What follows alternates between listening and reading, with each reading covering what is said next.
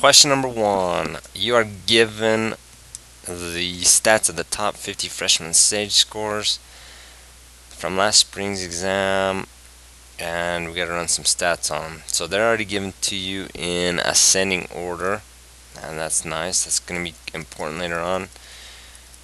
Find the following important measures for the score. So this is 100% calculator, so it's kind of tedious. There's 50 entries, and it's pretty easy to make a mistake. So you have got to be meticulous. You got to go through and double check and make sure every entry matches up, because if you make a mistake, your data is going to be jacked up. So I've already got them plugged in. Plug them into your calculator. You've got to label the column. Got to give it any name you want, and if you count them up first, when you're done, if you end on 50, that's a good sign. Then you go through them and make sure you're okay.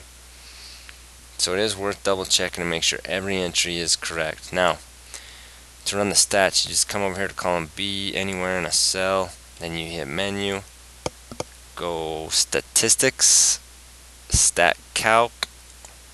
What'd I do? I went a little too fast. So let's go menu, statistics, stat calculations. Okay, there we go. Now click on number 1, one variable stats, number of lists, 1. Okay, where do you want it to look? We want it to look at the SAGE data. Then the rest of it looks okay, and here we go. Alright, so let's see if we match up.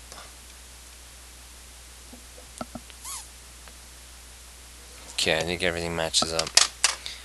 Alright, so now if we go back over to here, the mean, when you are looking at the mean, so your sample mean, that's X bar, and X bar, and you're going to remember this, the mu, that fancy little curvy M, however you write that, that was the population mean. So the sample mean was 552.68. The median is given, that was 545. The IQR, so the interquartile range, you got to take quartile 3 and subtract quartile 1, so it's the range between quartile 1 and quartile 3, and if you do that, quartile 3 is 579 minus quartile 1 is 528, and that range is 51. The mode you just have to do manually. The calculator won't do it for you. You got to look through all of the data entries and see which one appears the most often. And there's a tie. 551 shows up 3 times, and so does 545. So there's 2 modes, and that's okay. There can be more than one mode. So the modes, and if there are 2 modes, we call it bimodal. So we got 545 for one mode and 551, and you can also have no mode. If there's no number that was repeated, if every number was unique, then there would be no mode, and that's okay too. Okay, your range. The range is just the difference between the least data value and the greatest. So I'm going to take 680 subtract 510, and we get, for the range, we get 170. So there's a spread of 170 different entries between the smallest and the greatest. Okay, or 170 different values, I guess, not entries. Okay, the standard deviation. The standard deviation, the sample standard deviation on this is the S is for sample, but we've got on the calculator SX. So this guy right here, this SX, that's the sample standard deviation, and right below it we've got lowercase sigma x, and this is the population. So it looks like the sample is 33.5598 and the population is 33.2225. So the population is just a little bit smaller, and they're usually really quite close.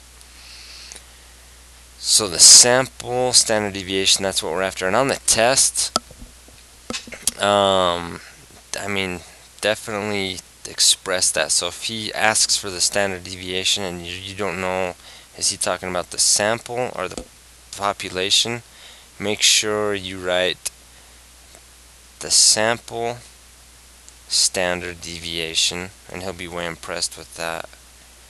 So label your stuff. So the sample standard deviation is going to be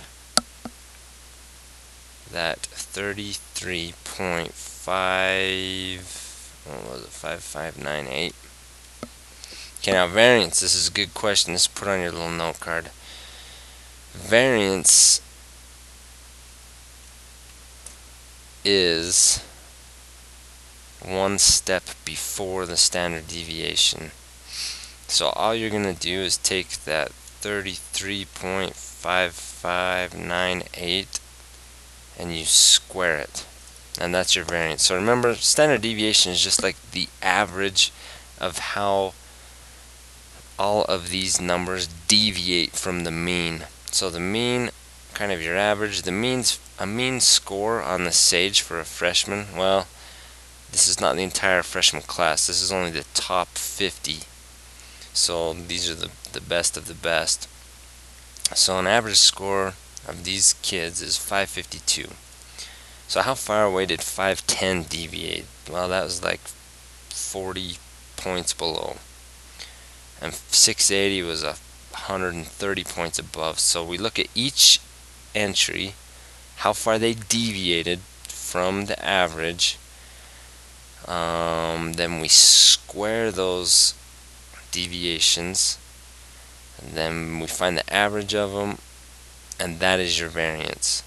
And then to find standard deviation, all you do is you square root the variance.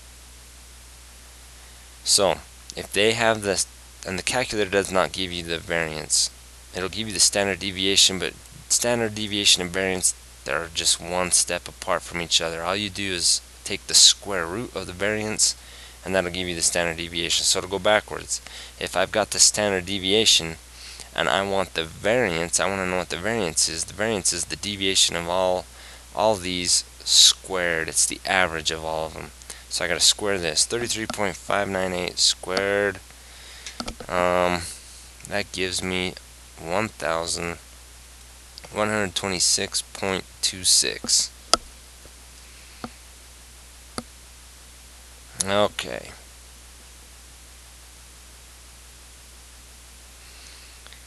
Okay, I need more space between all this stuff. Let's go down here. So your 41st percentile. Alright, so this 41st percentile, we're wondering what kid or what score is going to be the 41st percentile. Now you want to be in the 100th percentile. If you are the 100th percentile, you're the top. If you're the 90th percentile, that means out of 100 kids, there's only 10 that did better than you, 89 that did worse than you. So to calculate the 41st percentile, this definitely needs to be in your note cards. It is I equals k divided by 100 multiplied by n plus 1. Alright, so our I is what we're calculating. K, that's the 41st, so that's 41 divided by 100. I'm going to times that by 50 plus 1. So if you do that, well, let's see what that is.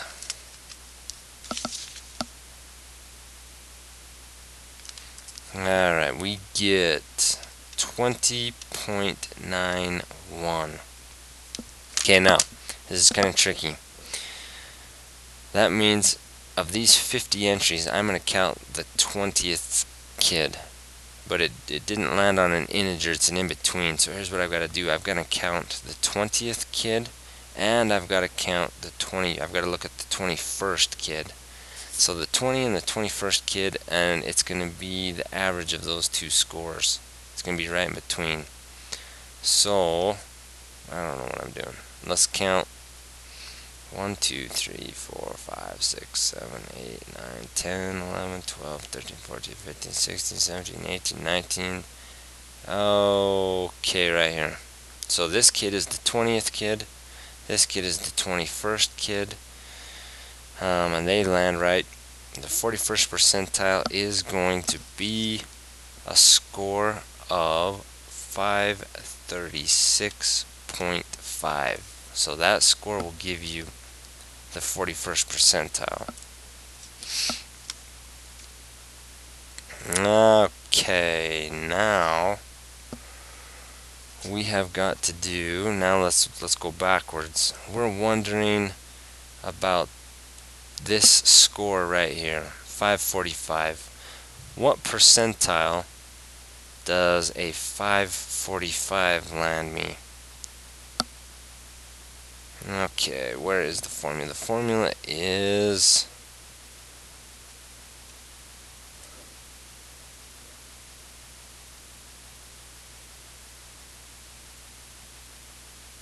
where is the formula? Let me pause this. Okay, I can't remember all the terminology, but it's this. So 545, you've got to count every person before that score. So the data's got to be organized in ascending order, which it is.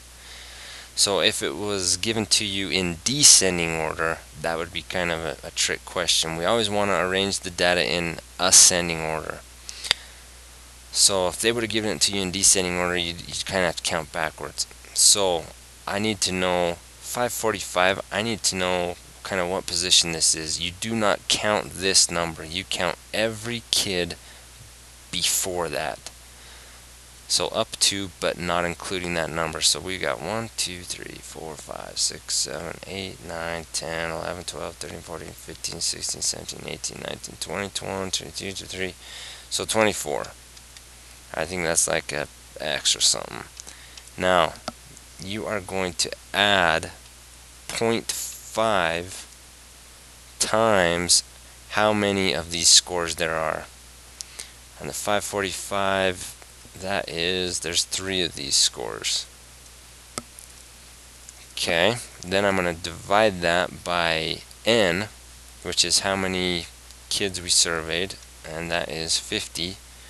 And then last, we are going to times that by 100. So here we go. We're going to go 24 plus 0.5 times 3.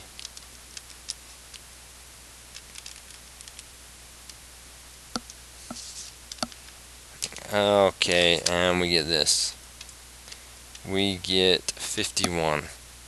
So it is the 51st percentile. That score of 545 is right on the 51st percentile, and that's the median was 545. So right down the middle, the median was 545. So that kind of makes sense that it's going to be really, really close to the 50th percentile.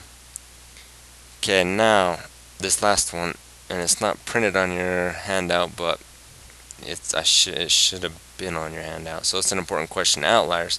To find outliers, you need to use that inner quartile range, and our inner quartile range was 51. Okay, so we're going to take that spread from the first and the third quartiles, and you're going to times it by 1.5. So if we times this by 1.5, 51 times 1.5, we are going to get 76.5. So this is kind of our number. So if I take quartile 1, which was 528, so this was quartile 1, and I'm going to take quartile 3, which was 579. So an outlier is going to be 76.5 below. So I'm going to subtract 76.5. It's going to be below the first quartile, or it's going to be above the third quartile. So I'm going to go 76.5 above. So let's do the arithmetic. 528 minus 76.5, and we get a score of 451.5 or smaller, and the smallest score is 510. So there are no outliers to the left. Let's look to the right. 579 plus 76.5, and that is a score of 655.5 or higher. Those are outliers. So an outlier is just extremely unusual compared to the rest of the data, something that really stands out, and this is the one right there. A score of 680 truly does stand out compared to the rest of the data in that sample. So 680 be an outlier. Okay, and it would even stand out if we took the entire freshman class. It would stand out even more, because if we started throwing in the rest of the group, all these low scores, we might have an outlier to the left. Okay, now for the data, make a frequency table using 6 classes. Show the class limits, class midpoints, as well as frequencies, relative frequencies, and cumulative frequencies. Okay, so here we go. And a lot of this, well, we're going to get into for number 3, we're going to use the calculator. So draw a histogram. So we're going to make a histogram, but first let's organize the data in a frequency table. Okay, 6 classes. This is the big, and this is kind of intuitive. Hopefully this is maybe a little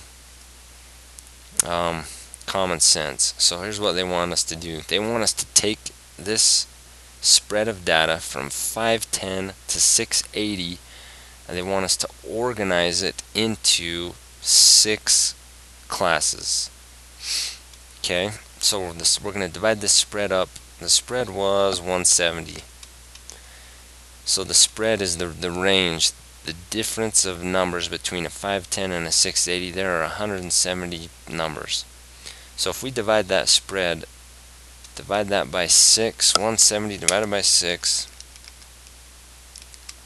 we get 28 and 1/3. So 28.3 forever. So I don't want to work with any fractions, any decimals, so I'm going to say 29 is the number I want. So I am going to divide it into 6 classes. Each class is going to have a spread of 29, and that's kind of the limits they're talking about. So if we do a table, so it's going to be the class limit is what we want, then the midpoint, frequency, and we'll do like the relative frequency and the cumulative frequency. Okay, now I do not want any of these scores to land on a limit. So that's like when we make these histograms, we don't want any of these scores to land on a bar. We want the data to fall between the 2 bars. If it does end up falling on a bar, it's always going to fall on the left-hand bar, never on the right-hand bar. So here we go. So if I'm going to have a spread of 29 in each of the 6 groups, I'm looking at my scores here. The smallest score is 510. So if we start at 509 and a half, and then I add 29 to that, 509.5, and I add 29, this is going to be 538.5. Okay, now my next class limit. So this range, anyone who fell between 509.5 and 538.5 is going to be counted in this limit, and this is the first of 6, so this is kind of the lower. So the next one, we're going to go 538.5 and just add 29 to that on your calculator, and that gives us a 567.5. Then we start there, that's going to be my lower limit, 567.5 all the way up to, and if I just add 29, 596.5, 596.5, add 29 to that, and we got 625.5. So now we've got 1, 2, 3, 4. We've got 4 classes. They want 6, so let's keep going. 625.5. Add 29 to that. 654.5. One more class. 654.5. Add 29. 683.5. And our highest score was 680. So we're in business. That's pretty good. Those are pretty good limits. So those are the limits. The limits are talking about kind of the min and the max in that class. Okay, the midpoint. The midpoint is going to be halfway between 509.5 and 538.5. So halfway between there, you just take the average. So just add them up. 509.5, add 538.5, and divide that by 2, and it is exactly 524. So let's do one more. Midpoint between those two, you just add them up, divide by 2, 538.5, add 567.5, divide those by 2, and it should be 533. Okay, now the frequency. This is where we're starting to get into the good stuff. So how many kids land in this first class? So they have to have a score 509.5 between 538.5. So if we're going to cap it off at 538.5, that is going to be right there. So all of these kids, 1, 2, 3, 4, 5, 6, 7, 8, 9, 10, 11, 12, 13, 14, 15, 16, 17, 18, 19, 20, 21, 22. 22 kids live there, and the relative frequency is pretty easy. It's 22 out of 50. The cumulative frequency, 22 out of 50, that is 0.44. Okay, the next group of kids. Next group of kids, 538.5 to 567.5. So that's going to be anyone to the right. 567.5, that's this. So there's not as many. 1, 2, 3, 4, 5, 6, 7, 8, 9, 10, 11, 12 kids land there. So that would be 12 out of 50. Now if we approximate that, 12 out of 50, that is, so this is as a decimal 0.44, this is as a decimal 0.24. So your cumulative frequency is you're just gonna take what was previously there. So that's 44%. 44% of the kids are in this group. 24% of the kids are in this group, but I'm going to add those together. So far 0.44 plus 0.24. So we are now at a running total 0.68. So your cumulative is a running total. So far I've captured 68% of the kids within those first 2 classes. Now, I mean, there's not really, this question, there's like several different correct answers.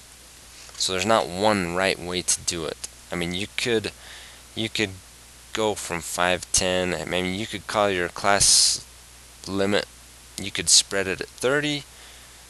I think if we spread it at 28, that might be too small. We wouldn't capture that last guy. So you could round it up and spread it to 30. I mean, there's several different ways you could approach this. And as he's checking them, I mean, if it's reasonable stuff, he's going to give you full credit. So don't feel like this is the only correct way to do it.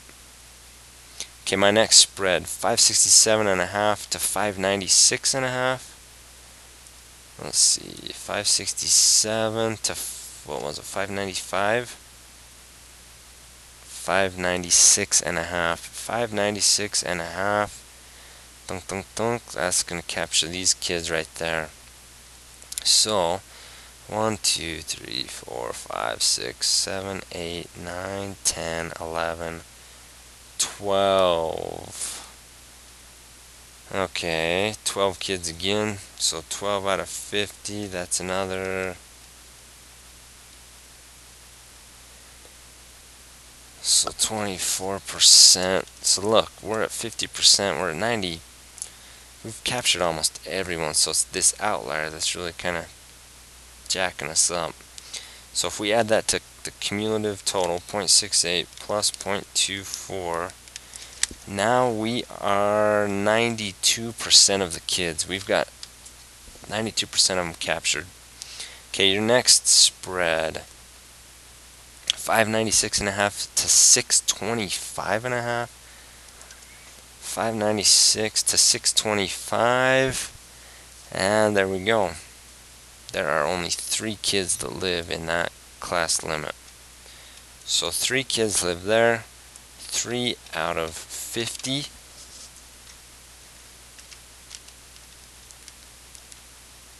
So that is only 6% of the kids, and that means we are at 98%. So in this range right here, there lives no one. So 0 out of 50 equals 0, and we are still at 98. Then there's only 1 kid here. 1 kid out of 50, and that is 2%, and that bumps us to 1. So your cumulative frequency is always, at the end it should always total and give you a 1.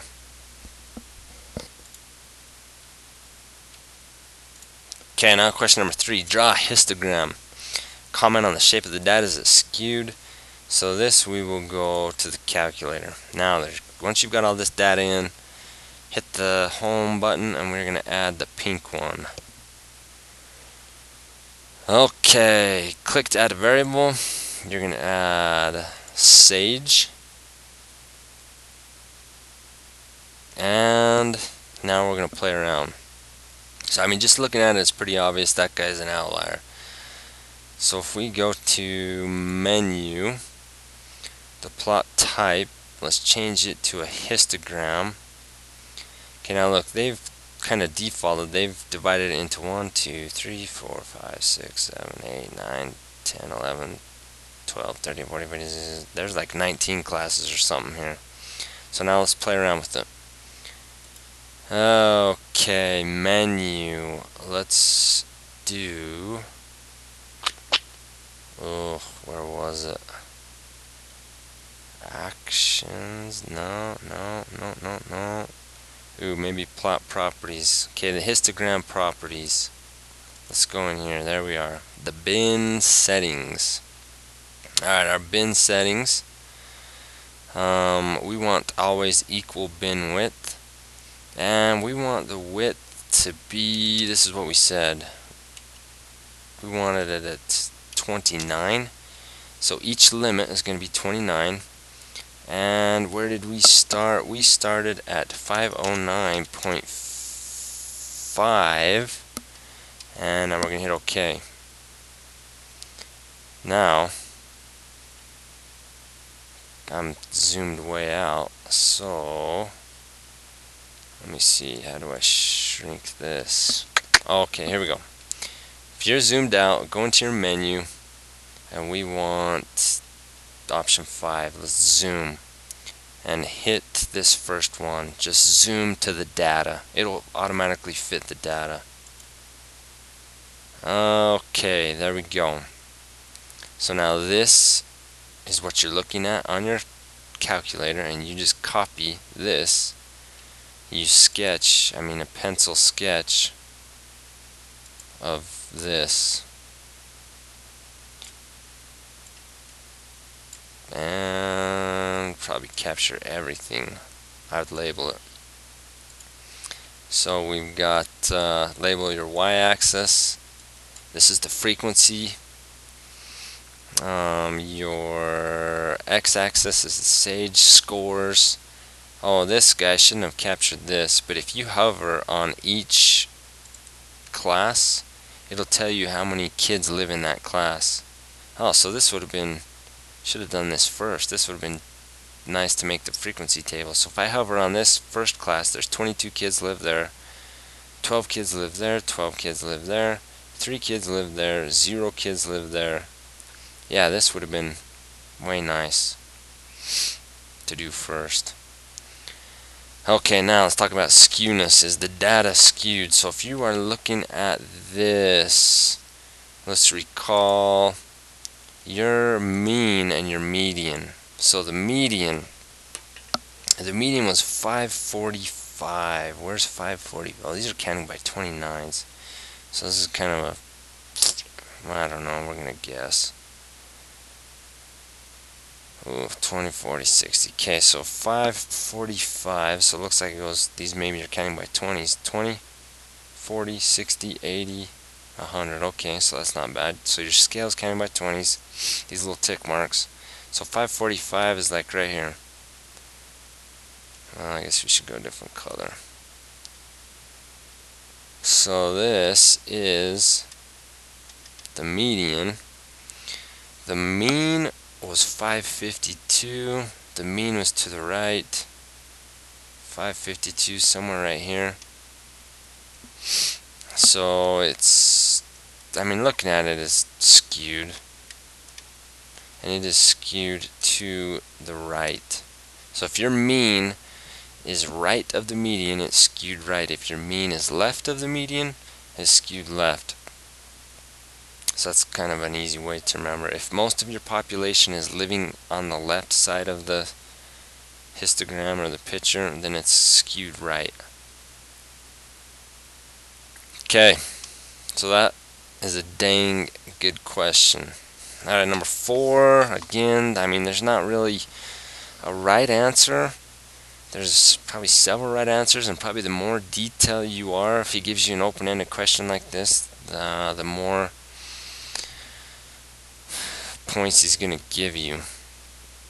So design an experiment to determine if the most recent flu shot is effective in preventing the flu. Be specific about what you do. Now the key word he's going to be looking for is random. It's got to be totally random. Randomness has to be all over the place in this design. So if you're going to design an experiment to determine if the most recent flu shot is effective, so you've got the vaccine, you're ready to administer it. Okay, so the different kinds of sampling we could do. Like if you did a stratified sample. So you got kind of so if it's like US, or I don't know if it's the state of Utah, they're organizing by counties. So let's just go state of Utah. So state of Utah, it's kind of already drawn up by counties. So if it was drawn up by counties, we would want to, so you've got to advertise, hey, we're doing a study to see if this flu shot's effective. You need a random sample. So we would want people from each of the counties, and we'd say you'd have to have like the same number of population. So Salt Lake County's got, we can't just take 50 people from each county. Because if we look at like San Juan County, they have hardly anybody. 50 people, that would represent the majority of their population. Versus Salt Lake County, if you take 50 people, that doesn't represent anything. So you'd have to take, I don't know, 10% or 5%. I mean, these numbers don't matter. So let's say anything's reasonable. There's no limit to the imagination, no shortage of funding. You can do whatever you want. So 10% of population, so that's kind of the stratified thing. You divide it up into chunks, then you take the same amount from each chunk. 10% of the population, and you're going to study them. Half of them will be given a placebo, half of them will be given the shot, and then you kind of compare your results. So it's kind of a way open-ended question, but he's looking for kind of your sampling. There's all the different ways to sample: cluster, sample, convenient, stratified, etc., etc. So just give him a lot of detail. Okay, number 5. During a recent phone survey, I gave out the following information. Classify the following information according to the highest level of measurement. The highest is ratio. So if we can measure something in a ratio way, that's what we're looking for. Intervals next, ordinal next, and then nominal's kind of lame-o. So here we go. Name, Matt Bassett, that's totally nominal. Age, 38. Okay, 38, that is ratio. Because there is the difference between ratio and interval is there is a 0. 38 greater than 0, and 0 means you have no age. Maybe you're not born, you're just exiting the womb. Who knows where 0 is? Not even your first breath. Maybe your first breath represents, that's when the clock starts ticking. So right before your first breath. Okay, weight, there is a 0. You can have 0 weight. There, you can measure that. So that is also ratio. Okay, temperature is tricky. Temperature is going to be interval. This is interval. Because 0 degrees is not really no degrees, and that's kind of easier to think of like an oven. Because your oven, if it's off, maybe that should be 0 degrees, but it's really sitting at room temperature, which is like 70 or 60, who knows what that is. But temperature is interval. Because there is no, like, absolute 0 is not the starting point. Okay, I mean 0 degrees, that's not nothing. There is something measurable at 0 degrees. Okay, level of satisfaction with my furnace. So you're on a scale: satisfied, very satisfied, dissatisfied. This is an example of ordinal. If you can measure it, then it and very satisfied is a better score than dissatisfied. So it's kind of obvious there's a scale. One's better than the other, but we're really not sure how that scale works. If you know how the scale works, then it's interval.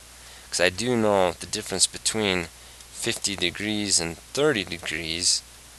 I know the difference between there is 20 degrees, but so there is a difference between very satisfied and dissatisfied, but we're not really sure how to measure that scale, so that's ordinal. The date my furnace was purchased, March 24th, 2015. That's interval. So dates and temperatures, those are interval. Because months don't have a day 0. There's not a 0 month in the year. And the year 0, what is the year 0? represent, I mean, no one can really, 0 should be kind of like maybe the age, baby's breath, or right before you take your first breath. So before the world was even created. Okay, so the moment right before it was created. G, the time the furnace kicks on in the morning, 6 a.m. So time, that's also interval. I mean, there's no 0 starting point on a clock. Political outlook. Okay, so this one's kind of tricky. Political outlook, left of center. So center, right, left is, so it's kind of, you could think of it as like very satisfied on one end, dissatisfied on the other, extremely dissatisfied, who knows. I mean, right is over here, extreme right, extreme left. This is actually ordinal. So there are two ways to measure, but it's different between the very satisfied and the extremely dissatisfied, because in the very satisfied and the extremely dissatisfied, it's obvious that very satisfied ranks higher and is better. But this is 100% opinion. To be on the right or to be on the left, you can measure. I mean, there's a difference in how we measure, but one is not necessarily better than the other. Just if you're on the right, that does not mean you are better than if someone who's on the left. But the satisfaction of the furnace, there is a big difference of being on one end of the survey and on the other. Okay, the average household income, dollars. There, you can have $0, you can have nothing, no dollars. So this one is ratio.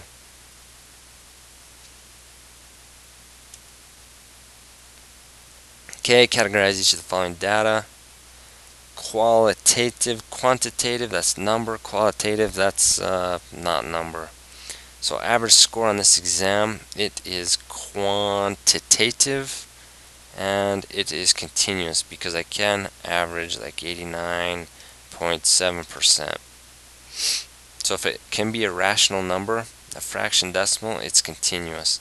Number of points Brett scored in last night's barn burner. If it's something that you can straight up count, an integer, or a whole number, I guess, because we never have negatives, it is discrete. So it is quantitative discrete. Number of concert Dallon's been to in this past year, and Brittany, I guess we should throw in there. Brittany's a concert junkie. That is something you can count, so it's also quantitative discrete. Okay, D is an example of qualitative. The eye color of girls whose hearts will be broken by Isaac during his Florida trip this spring. It's a thing, it's something, it's some kind of quality, so it's qualitative.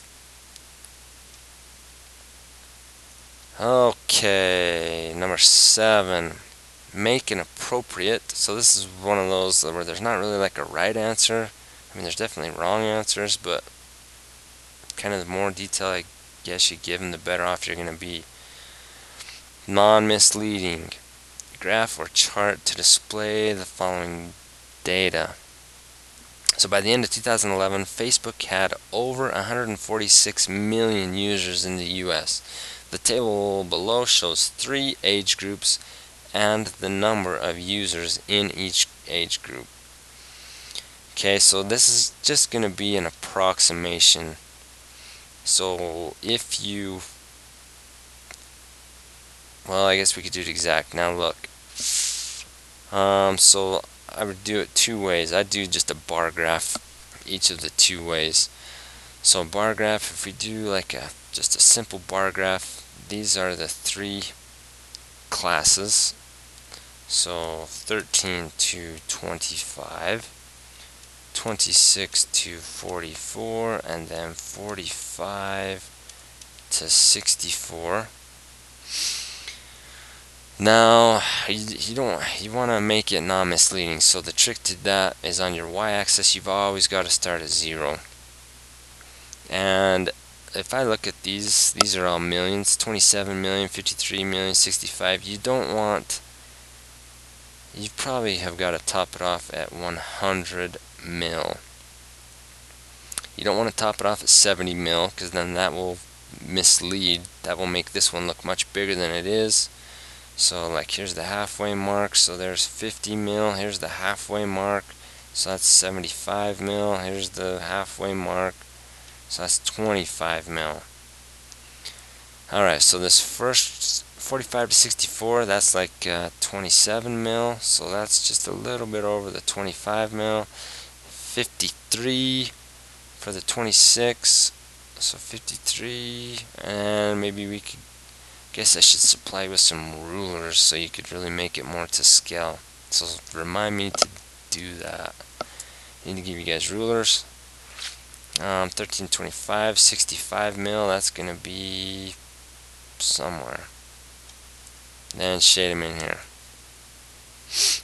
And that's, I mean, that's pretty good. And especially if it was drawn to scale, that'd be even better. Another way, the second way I was thinking of, if you had over 146, if you take 65 million and divide it by 146 million, that gives you approximately 45%. So approximately 45% of the users fall between this limit right here, this class limit, 1325. If we take this and divide it by 146 million, we get, that's 37% approximately. And then these guys account for approximately 19%. And then if you did your y-axis by percents, you'd want to be 100% and do the same thing. So start it off as 0, that's important, and end it off somewhere beyond your largest value so that it doesn't appear to really zoom in on this. Because if we ended it off right here, just at 75, I mean this one would look a lot bigger than this. But you kind of got to give it a nice perspective. Okay. So I mean, going back to this one right here, your percentage, you can make like a pie chart and do 45%. I mean, this would be hard to do. It's easy to do in Excel, but kind of freehanding, it'd be, you have to figure out how many degrees. 45, I guess it wouldn't be too, well, you'd have to have a protractor and all sorts of stuff. Figure out how many degrees to allocate that's 45%. So what's 45% of 360 degrees? What's 37% of 360? What's 19% of 360? And then you'd have to make those angles with the protractor. So you'd probably be more impressed with that. So I mean, there's several right answers. Okay, last one. Question number 8. Identify the type of sampling used. So we talked about this earlier. Okay, so we divide. I've got one for each scenario. So there's 5 ways of sampling. We divide the city into blocks and then randomly choose 4 blocks. But then you've got to survey every person in those blocks. So if we like did our state example, it's already divided up into counties, then randomly we'd select 4 counties, but you would have to survey every person in that county. So blocks, that's definitely possible. You can easily survey every person that lives on a city block. Okay, so this is an example of a cluster sample. Okay, I survey my sophomore classes. That'd be convenience.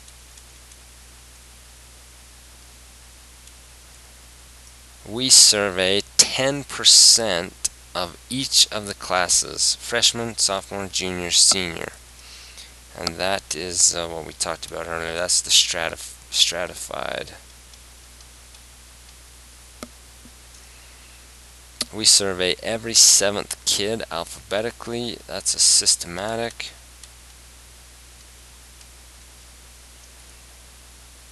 So these kind of are all, there's randomness to all of them, but we use a random number generator and generate a list of 50 numbers. Those numbers correspond to kids in our school. Those are the 50 kids we survey. So I mean, It could happen that all 50 were seniors. I mean, that's not likely. That's statistically pretty slim chance of that happening, but it could happen. So then maybe we wouldn't get a true picture of what we were after. But this one is just totally random.